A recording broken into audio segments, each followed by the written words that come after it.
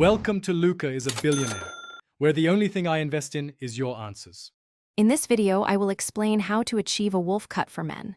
First, understand that this style embraces a layered, shaggy aesthetic, often with a mullet-like silhouette.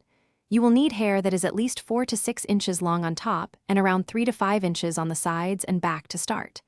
Gather your tools: sharp hair cutting scissors, a fine-tooth comb, and a few hair clips. Proper preparation is key for a successful cut. Begin by sectioning your hair into 4 main parts: top, sides, and back.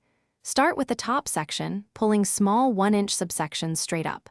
Cut these to a length of about 2 to 3 inches, creating the shortest layers at the crown. For the sides, use a point cutting technique, leaving them longer than a typical fade, perhaps 3 to 4 inches, to maintain the shaggy look. Blend these sections carefully. Proper watering is key for tender baby spinach leaves.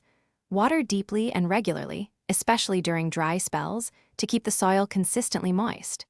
When it's time to harvest, look for leaves that are 2 to 4 inches long. You can cut the outer leaves first, which allows the inner leaves to continue growing, providing you with multiple harvests. Harvesting frequently also encourages new growth and helps prevent the plant from bolting in warmer weather. To style your new wolf cut, apply a small amount of texturizing spray or mousse to damp hair. Scrunch and use your fingers to enhance the natural waves and layers, creating that effortlessly cool, messy look. Avoid overbrushing, as this can flatten the volume. For maintenance, plan on getting a trim every 4 to 6 weeks to keep the layers fresh and the overall shape intact. Enjoy your stylish new haircut.